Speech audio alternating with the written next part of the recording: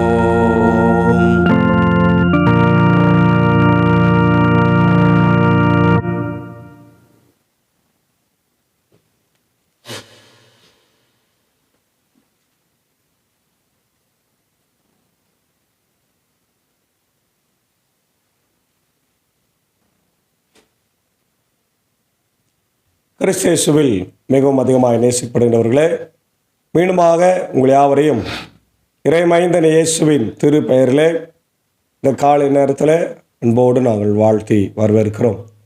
இந்த நாளிலும் நாம் தியானிக்கும்படியாக தெரிந்து கொண்ட கடவுளுடைய வார்த்தை, அது பவுலடிகளார் பிலிப்பு திருச்சபைக்கு எழுதிய கடிதம் 4ஆம் அதிகாரம் வசனங்கள் 4 முதல் 7 வரை உள்ள வசனங்களை நமக்கு திருமறை பகுதியாக கொடுக்கப்பட்டிருக்கிறது. இந்த திருமுகத்தினுடைய முன்னுரையை நாம் பார்க்கும்போது இத்திருமுகம் ஒற்றுமை பற்றியும் மகிழ்ச்சி பற்றியும் அருமையான கருத்துக்களை எடுத்து கூறுகிறது. கிறிஸ்து இயேசுவின் வழியாய் அவற்றை பெற இயலும் என அழுத்தமாய் எடுத்து உரைக்கிறது. இதனுடைய ஆசிரியர் பவுல் மிக உயர்ந்த சிந்தனைகள் பலவற்றை கொண்டுள்ள இத்திருமுகம் பவுல் எழுதியவற்றுள் மிக சிறந்த திருமுகமாய் பலரால் கருதப்படுகிறது. உடைய சூழலும் நோக்கமும் பார்த்தீங்கன்னா, பவுல் தம் 2ஆம் நற்செய்தி பயணத்தின் போது பிலிப்பியில் பலரை மனமாற்றினார். சிறை பிடிக்கப்பட்டு வியத்தகு முறையில் சிறையிலிருந்து தப்பினார். 3ஆம் நற்செய்தி பயணத்தின் போது அங்கு வருகிறார். அதாவது அப்போஸ்தலர் 20:1-6. பின்னாளில் பவுல் சிறைப்பட்ட போது பிலிப்பியர்கள் எப்பாப்ராத்தியரிடம் பணம் கொடுத்து பவுலுக்கு பணிவிடை செய்யுமாறு அவரை அனுப்பினார்கள். எப்பாப்ராத்தியத்து கடுமையாக நோயுற்றார். குணம் பெற்ற பின் பவுல் பிலிப்பியர் திருமுகத்தை எழுதி அவரிடம் கொடுத்து அனுப்பியிருக்க வேண்டும். தமக்கு உதவி செய்த பிலிப்பியருக்கு நன்றி செலுத்துவதற்காகவும் அவர்கள் மகிழ்வோடும் மன உறுதியோடும் கிறிஸ்தவ நம்பிக்கையோடு இலங்க வேண்டும் என்பதற்காகவும் இந்நூலை எழுதியிருக்கின்றார்.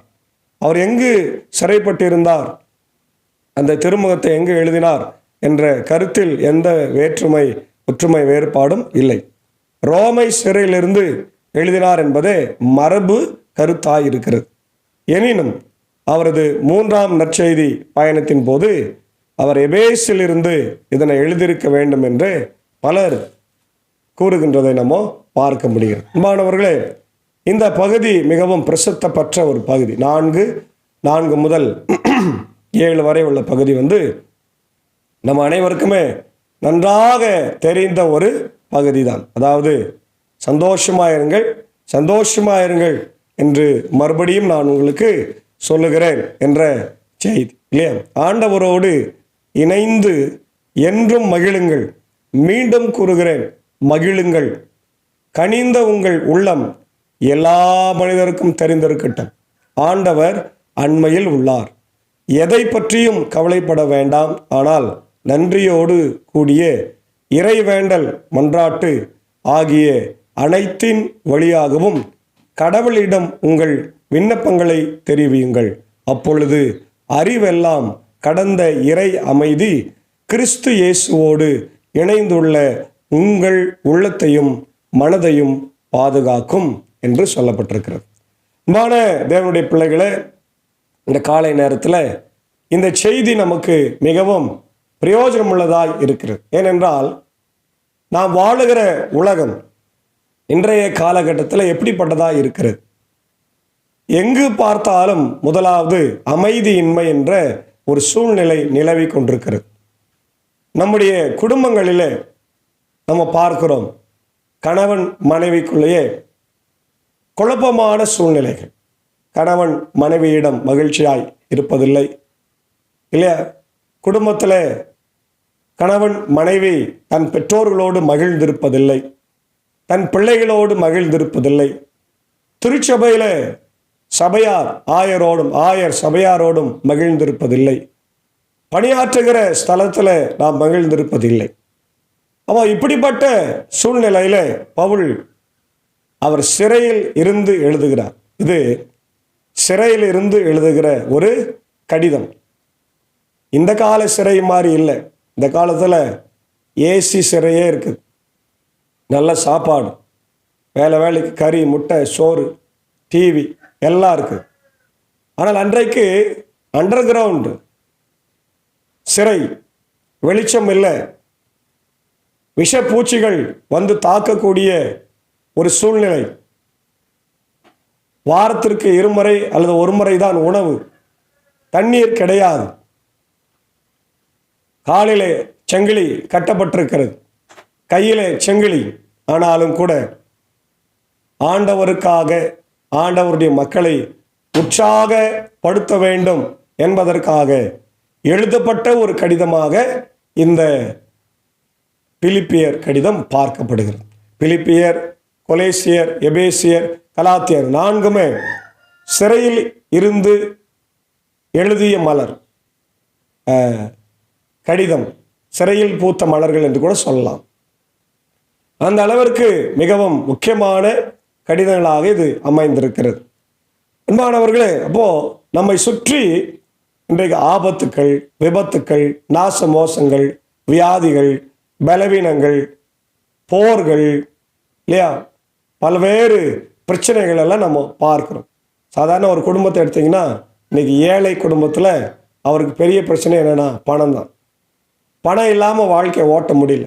நீங்கள் ஏழை குடும்பத்தில் நீங்கள் போய் விசிட் பண்ணிங்கன்னா, ஜெபம் பண்ணிங்கன்னா, அவங்க சொல்கிற ஒரே காரணம் பணம் மட்டும்தான். வேறு எதுவும் பிரச்சனை இருக்காது, பெருசாக ஒரு பிரச்சனையே இல்லை. ஆனால் பணக்காரர் வீட்டில் போனீங்கன்னா அங்கே பிரச்சனைகள் வேறு மாதிரிக்கும். அவங்களுக்கு மருமக சரியில்லை, மாமியார் சரியில்லை, புள்ள சரியில்லை அப்படின்னு தான் சொல்லுவாங்க. ஒவ்வொரு குடும்பத்திற்கும் பிரச்சனைகள் மாறும். ஆனால் தீர்வு ஒன்று தான், ஆண்டவர் உங்களுக்கு கொடுக்கிற அமைதி, சமாதானம். அல்லேலூயா. அப்போது எல்லா சூழ்நிலையிலும் நாம் மகிழ்ந்திருக்க வேண்டும் என்று பவுல் சொல்லுகின்றார். Finding peace in every circumstance. இது சாத்தியமா? ஒரு மனிதன் எப்பொழுதெல்லாம் சந்தோஷமாக இருக்க முடியும்? சந்தோஷமாக இருக்க வேண்டிய சூழ்நிலை வந்தால் மட்டும்தான் சந்தோஷமாக இருக்க முடியும். தன் வீட்டில் மரணம் நிகழ்ந்த போது சந்தோஷமாக இருக்க முடியுமா? மிக கடினமான ஒரு சூழ்நிலை தான். தனக்கு ஆபத்து நேர்ந்திருக்கிறது என்று சொல்லும்போது சிரிக்க முடியுமா? கடினமான சூழ்நிலை தான், இல்லையா? ஆனால் பவுல் சொல்லுகிறார், in all circumstances find peace, find joy என்று சொல்லுகிறார். The peace of God that surpasses understanding, anxiety, peace and the presence of God. இல்லையா? கடவுளுடைய வல்லமையான செய்தி அதான். சமாதானத்தை நான் உங்களுக்கு தருகிறேன், என்னுடைய சமாதானம் என்று பவுல் இங்கே சொல்லுகிறார். அடுத்தது பார்த்தீங்கன்னா, anxiety, peace and the presence of God. நம்ம ஆண்டவரை நோக்கி பார்க்கிறோம். ஆண்டவரே, இந்த வியாதி எப்பொழுது குணமாகும்? இந்த பிரச்சனை என்னை விட்டு எப்பொழுது மாறும் என்று ஆண்டவரிடத்தில் கேட்கின்றோம். சமாதானத்தை நாம் பெறுவதற்கு முயற்சி செய்கிறோம். ஆனால் ஆண்டவர் மட்டுமே நமக்கு அந்த சமாதானத்தையும் ஆசீர்வாதத்தையும் தர முடியும். வேறு யாரால முடியும்? அதான் அங்கே பார்க்குறோம் 3 செய்தியில். ஒன்று, the importance of rejoicing in the Lord. ஆண்டவரில் மகிழ்ந்திருப்பது, ஆண்டவரில் மகிழ்ந்திருப்பது. In Christ. பவுலடிகளார் முக்கியமாக பயன்படுத்துகிற ஒரு வார்த்தை இன் கிரைஸ்ட். கிரேக்க வார்த்தையில் என் கிறிஸ்டோ. என் கிறிஸ்டோ என்று சொன்னால் கிறிஸ்துவுக்குள். நம்ம வெளியே மகிழ்ந்திருப்பது அல்ல. இன்னைக்கு வாலி பிள்ளைங்க கேட்டிங்கன்னா போதைக்கு அடிமை, அதில் அவங்க மகிழ்ந்திருக்கிறாங்க, இல்லையா? குழந்தைகள் செல்ஃபோனில் மகிழ்ந்திருக்கிறாங்க. தவறான உலக பிரகாரமான பாதைகளிலே நிறைய பேர் சென்று அதில் மகிழ்ந்திருக்கிறாங்க. அதுவல்ல, கிறிஸ்துவுக்குள் மகிழ்ந்திருக்க வேண்டும். கிறிஸ்துவுக்குள், அதான் முக்கியமான காரியம். உலக பிரகாரமான காரியங்களில் அல்ல. ஜபிப்பதில், வேதம் வாசிப்பதில், பிரேயர் பண்ணுவதில், ஆலயத்துக்கு போவதில், ஊழியத்தை செய்வதில் நாம் மகிழ்ந்திருக்க வேண்டும். ரெண்டாவது, the antidote to anxiety, prayer and thanksgiving. உன்னுடைய எதிர்பார்ப்பு பூர்த்தி அடைய வேண்டும் என்றால் நீ ஜெபமோ நன்றியை சொல்லு. ஆண்டவருக்கு ஜெபமும் நன்றியை சொல்லுன்றார். மூன்றாவது, the peace of God that guards our hearts and minds. ஆண்டவருடைய சமாதானம் நம்முடைய இருதயத்தையும் நம்முடைய சிந்தனையும் ஆழ கடவுது என்று சொல்லப்பட்டிருக்கிறது நம்ம பார்க்கிறோம். அப்போது நம்ம மக்களுக்கு கற்றுக் கொடுக்க வேண்டும். என்னன்னா, ஆண்டவருக்கு வெளியில் போய் தேடிக்கொண்டிருக்கிற மகிழ்ச்சியை நீங்கள் ஆண்டவருக்கு உள்ள தேடுங்க. இன்றைக்கி வாழை பிள்ளைகளுக்கும் சரி, குழந்தைங்களுக்கும் சரி, திருமணமானவங்களுக்கும் திருமணம் ஆகாதவங்களுக்கும் வயது சென்ற முதியவர்களுக்கும் நாம் கற்றுக் கொடுக்க வேண்டியது என்னவென்றால், கடவுள் இடத்திலே மகிழ்வை தேடுங்கள். கடவுளிடத்திலே மகிழ்வை தேடுங்கள். கடவுளுக்கு வெளியே தேடாதிருங்கள். அதான் அங்கே சொல்லப்படுகிறது. ரெண்டாவது,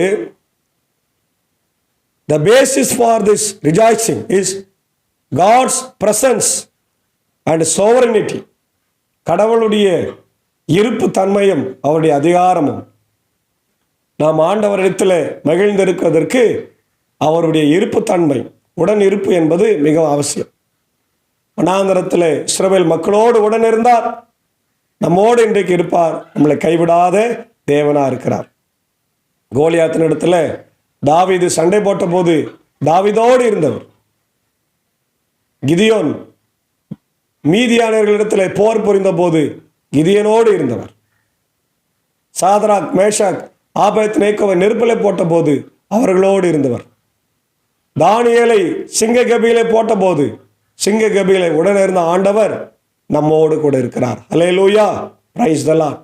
நாம் எதற்கும் அஞ்ச வேண்டாம், பயப்பட வேண்டாம். தைரியமாய் ஆண்டவருடைய உடன் இருப்பை நம்ப வேண்டும்.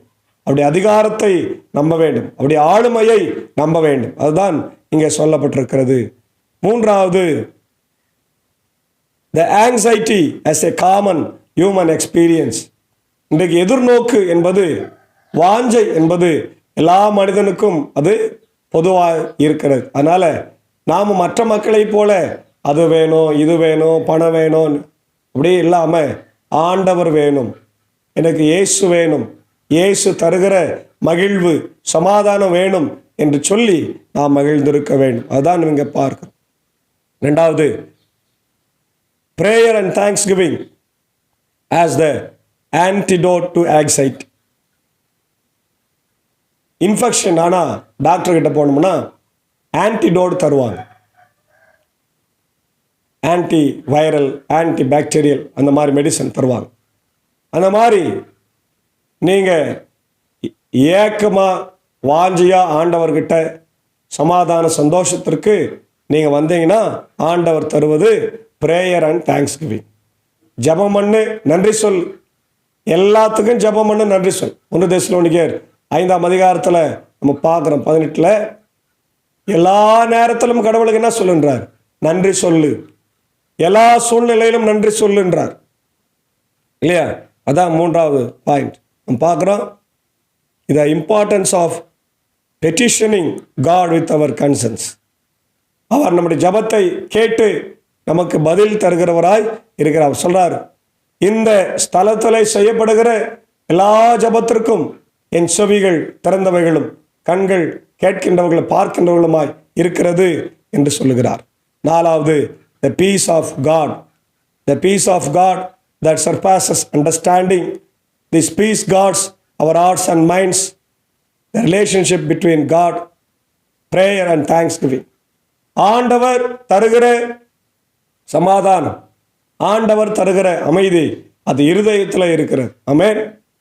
நம்முடைய சமாதானம் இருதயத்தில் இருக்கிறது. உலகத்தில் மிக சிறந்த சமாதானம் இயேசு மட்டுமே தன்னவர் சொல்றார். நான் மற்ற மக்களைப் போல என்னுடைய சமாதானம் அல்ல, என்னுடைய சமாதானத்தை நான் வைத்து போகிறேன். மை பீஸ் என்று சொல்லுகிறார். அந்த சமாதானத்திற்காக தான் இயேசு சிலுவையிலே அறையப்பட்டார், நமக்காக பாடுபட்டார். இரு திறத்தாரையும் உலகத்தையும் ஆண்டவரையும் ஒன்று இணைக்கவே அவர் கல்வாரி சிலுவையிலே ரத்தம் சிந்தினார் என்று பார்க்கிறோம். அவரே சமாதானத்தின் காரணர் என்று பார்க்கிறோம் இல்லையா? சங்கீதம் 37:7 பார்க்கிறோம், ஆண்டவருக்காய் பொறுமையாய் காத்திரு, அவர் உனக்கு சமாதானத்தை தருவார். சங்கீதம் 55:22 பார்க்கிறோம், கர்த்தர் மேல் உன் பாரத்தை வைத்துவிடு, அவர் உன்னை ஆதரிப்பார் இல்லையா? மத்தேயு 6:25-34 பார்க்கிறோம், ஏசாமி அந்த வாஞ்சையை பற்றிய தேடுதல் பற்றிய சொல்றார். எதை சொல்றாருன்னா, கடவுளுடைய ராஜ்யத்தை நீங்க தேடுங்க அப்படின்றார். 1 பேதுரு 5:7 திருப்பியும் உங்கள் கவலையெல்லாம் ஆண்டவர் மேல வைத்து விடுங்கள், அவர் பார்த்து கொள்வார். கொலேசியர் 4:2 நீங்க உங்களையே ஆண்டவருக்கு அர்ப்பணியுங்கள், ஆண்டவருக்காய் காத்திருங்கள், ஜெபம் பண்ணுங்கள், நன்றி சொல்லுங்கள் என்று சொல்கிறார். அதே போல மத்தேயு 6, 1 பேதுரு 5, 1 தெசலோனிக்கர் 5, 17, 18 பிரேயர் அண்ட் தேங்க்ஸ் கிவிங். எப்பவுமே ஜெபம் பண்ணுங்க, எப்பவுமே நன்றி சொல்லுங்க. கொலோசியர் 4:2 கடவுளுடைய சமாதானம். யோவான் 17:27, 14:27, ரோமர் 15:13 இவையெல்லாம் ஆண்டவர் நமக்கு கொடுக்கிற இறை வார்த்தைகள். ஆகவே அன்பான தேவனுடைய பிள்ளைகளை, எண்ணத்தை உண்போம், எண்ணத்தை குடிப்போம், எண்ணத்தை ஆடையாய் அணிந்து கொள்வோம். இந்த கிறிஸ்துமஸுக்கு ட்ரெஸ் எடுக்கல, சாப்பாட்டுக்கு இல்லை, அரிசிக்கு இல்லை என்ற ஒரு பெரிய கவலை, ஏக்கம் நமக்கு இருக்கிறது. நிச்சயமாக ஆண்டவர் வழி நடத்துவார். நாங்கள் சிறுவர்களாக இருந்த காலத்தில் என்னுடைய தந்தையார் ஆயராக இருந்தார் என்பது எல்லாருக்கும் தெரியும். அப்போது கிறிஸ்மஸுக்கு நான் தான் வீட்டில் பெரிய பையன். ட்ரெஸ் எடுக்கலன்ட்டு ரொம்ப அழுவோம், கோவப்படுவோம். 24ஆம் தேதி வரைக்கும் அவர் எடுக்க மாட்டார். ஏன்னா அவர் கையில் கிடையாது. ஊழியத்தில் மிக மிக குறைவான சம்பளம் அப்போல்லாம். 24ஆம் தேதி நைட் நாங்கள் உறங்கி கொண்டிருக்கும் போது எப்படியோ யாருக்கிட்டேயோ வாங்கி அவர் ஆடைகளை கொண்டு வருவார். அது ஒரு பெரிய மகிழ்ச்சியாக இருக்கும். அதுபோல் அன்பான தேவனுடைய பிள்ளைகளை நீங்கள் பார்க்குறவங்க ஏழை எளியவர்களாக இருக்கிறீங்களா? கவலைப்படாதீங்க. கடவுள் நிச்சயமாக உங்களை இந்த கிறிஸ்துமஸுக்கு எல்லா ஆயத்தமான காரியங்களை செய்வார். அதே போல் உங்களுக்கு சமாதானம் தேவையா? எங்கள் வீட்டில் பணம் இருக்குது ஐயா, ஆனால் சமாதானம் இல்லை, சந்தோஷம் இல்லை. நிச்சயமாக ஆண்டவர் தருவார். ஆண்டவரிடத்தில் கேளுங்கள் இல்லையா? எபேசியரில் நம்ம வாசிக்கிறோம், இரு திறத்தாரையும் ஒன்றிணைக்கிற ஆண்டவர் நம்மோடு கூட இருக்கிறார். அவர் சமாதானத்தின் காரணாக இருக்கிறார். நடுச்சுவரை தகர்த்து சமாதானத்தினால ஒன்றிணைத்த தேவனாக இருக்கிறபடினால் நாம் மகிழ்வோடு சமாதானமாய் ஆண்டவரிடத்தில் நம்முடைய வாழ்வை ஒப்பு கொடுத்து விட்டு அவரிடத்துல நம்முடைய விண்ணப்பங்களை எல்லாம் தெரிவித்து விட்டு இல்லையா நாம் வாழ தூய ஆவியானவர் நம்மை வழிநடத்தி காப்பாராக. ஆமென். ஜெபம் செய்வோம். எல்லா சூழ்நிலையிலும் மகிழ்ந்திருக்கும்படியாக எங்களை அழைக்கின்றவரே, எங்களுக்காக உம்முடைய சமாதானத்தை வைத்து போன ஆண்டவரே, இதோ இந்த மகிழ்வான காலை வேளையிலே மீண்டுமாய் உம்முடைய சமூகத்தை நோக்கி நாங்கள் பார்க்கின்றோம். ராஜா, கடந்த போன இரவில் எங்களோடு இருந்து ஆண்டவர் பஜனை ஊழியங்கள் நடைபெற்று வருகிறது. இந்த கடுமையான பணியிலும் கூட எங்களை நீர் பயன்படுத்தி கொண்டிருக்கிறீர். நன்றி ஆண்டவர். இந்த குழுவை நீர் ஆசீர்வதித்திருக்கிறீர். தொடர்ந்து ஆசீர்வதியும் ஆண்டவர். உமக்காக நாங்கள் பணிகளை செய்து உற்சாகமாய் தொடர்ந்து ஊழியங்களை செய்ய கிருபை தார். இந்த நாளில் கூட ஆண்டவரே, ஒரு பிரசித்தம் பெற்ற ஒரு பகுதி பிலிப்பியர் 4:4-7 சந்தோஷமாயிருங்கள், சந்தோஷமாயிருங்கள் என்று மீண்டும் சொல்லுகிறேன்.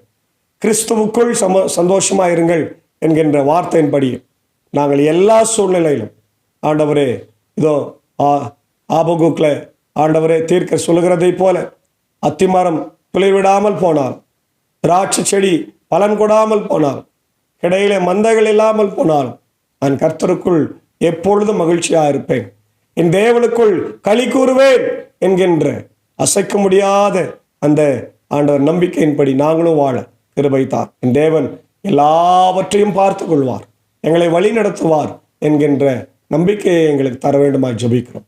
ஆண்டவரே, உண்மையாகவே மகிழ்ச்சி இல்லாமல் சமாதானம் இல்லாமல் இன்றைக்கி எவ்வளோ குழந்தைங்க இருக்கிறாங்க, தாய்மார்கள் இருக்கிறாங்க. இந்த உக்ரைன் ரஷ்யா போரில் பாதிக்கப்பட்டவங்க, ஆண்டவரே இஸ்ரேல் ஹமாஸ் போரில் பாதிக்கப்பட்டவங்க, இன்றைக்கு சிரியாவில் ஆண்டவர் உள்நாட்டு கழகம், பல இடங்களிலே ஆண்டவரே குழந்தைகள் தாய்மார்கள் வறுமையில் இருக்கிறாங்க. இந்த கிறிஸ்மஸுக்கு ஏதாவது எனக்கு ட்ரெஸ் கிடைக்குமா? இந்த கிறிஸ்மஸுக்கு எனக்கு நல்ல உணவு கிடைக்குமா? என்னை யாராவது தத்தெடுத்துக்குவாங்களா? என்னை யாராவது ஹோமில் கொண்டு போய் விடுவாங்களா என்கின்ற ஆண்டவரே சமாதானத்தை தேடி அலைந்து கொண்டிருக்கின்ற மக்கள் இன்றைக்கி நிறைய பேர் இருக்கிறாங்க. ராஜா, கண்ணோக்கி பாரு.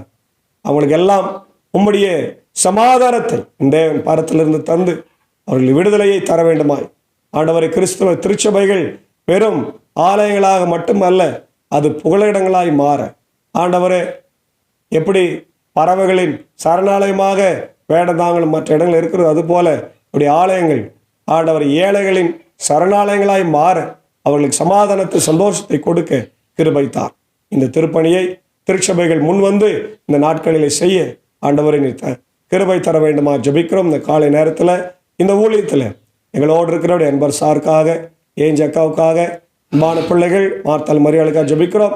காலை சீதோஷண மாற்றத்தில் ஏற்படுகிற எல்லா பலவீனங்களையும் மாற்றி நீர் ஆசீர்வதிங்க ஆண்டவரே. சாக்கு சாருக்காக, டீச்சருக்காக ஆண்டவர் வேண்டிக் கொள்கிறோம். கர்த்தர் ஆசீர்வதித்து வழி நடத்தும்.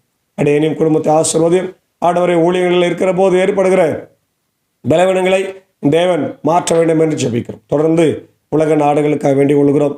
செய்திலே ஆண்டவர்கள் கேட்டதை போல போர்கள், பிரச்சனையினால் பாதிக்கப்பட்ட குழந்தைகள், பெண்களும் ஆண்டவரை அநேகர் இருக்கிறார். எல்லா போர்களும் நிறுத்தப்படட்டும், இயற்கை சீற்றங்கள் நிறுத்தப்பட வேண்டும் என்று ஜெபிக்கிறோம்.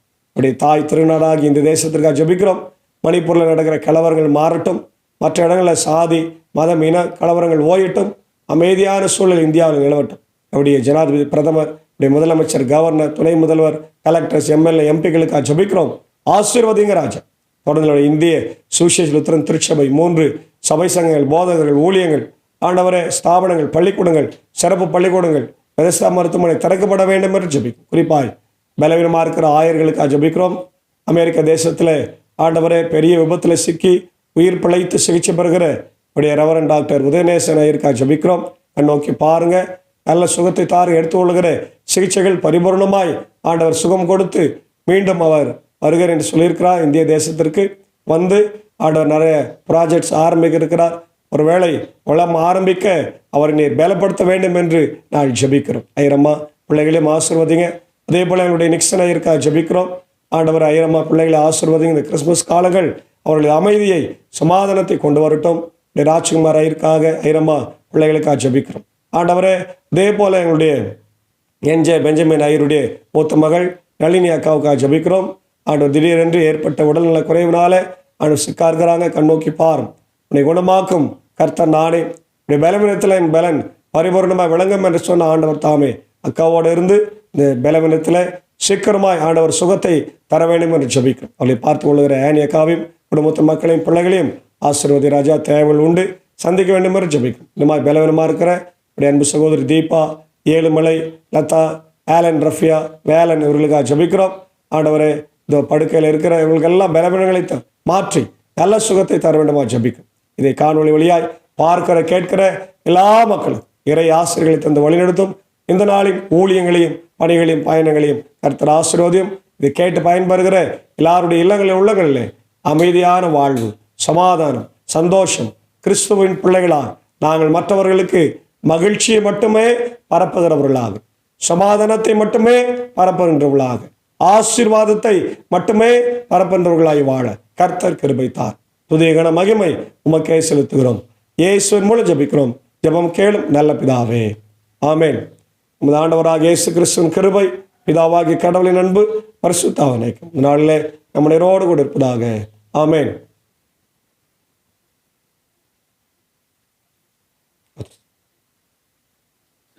போய் எப்படிங்க